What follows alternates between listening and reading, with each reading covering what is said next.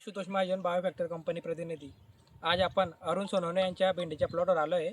यांनी आपलं बायोफॅक्टरचे संपूर्ण 11-11 वापरलेलं आहे. तर आज आपण त्यांचे अनुभव जाणून घेऊया. नमस्कार काका. नमस्कार. आपलं नाव काय आहे? अरुण पाटील, अरुण सोनवणे. ओके. आपण बायोफॅक्टरचे संपूर्ण 11-11 वापरलं. हा. ड्रिपने पण सोडलेलं आहे आणि फवारणी पण घेतलेली आहे. हो. बरोबर.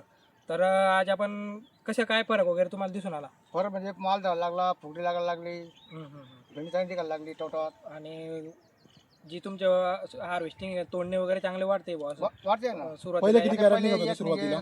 वाढत 1, 2, 3, 4, 6 कॅरेट वाढले. 5-6 कॅरेट पडून गेले. 6 कॅरेट. पहिले 1 कॅरेट निघत होतं तुमचं, त्याच्यानंतर आता 6 कॅरेट सहा निघत आहे. कॅरेट. हे वापरल्यानंतर तुम्हाला असा रिझल्ट लागला. तुम्हाला हे कोणी सजेस्ट केलं होतं हे?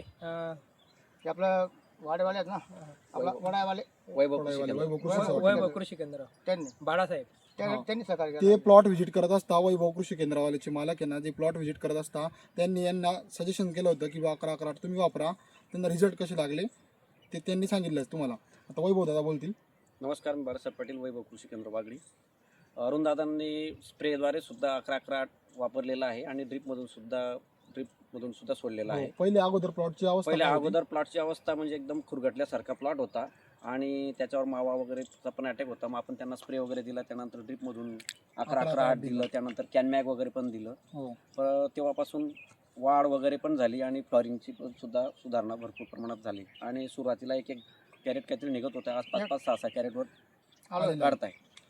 शेतकरी बंधनो, 11-11 हे पूरक असं आहे. 11% नत्र आहे, 11% फॉस्फरस आहे, 8% पोटॅश आहे, झिंक आणि बोरान आहे याच्यामध्ये. याने काय होतं, फुलांची भरपूर संख्या वाढते, मग उत्पन्न चांगलं निघतं.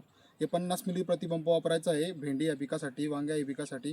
त्याच्यानंतर खालून सोडण्यासाठी 2.5 लिटर हे एका एकरला वापरायचं आहे. धन्यवाद.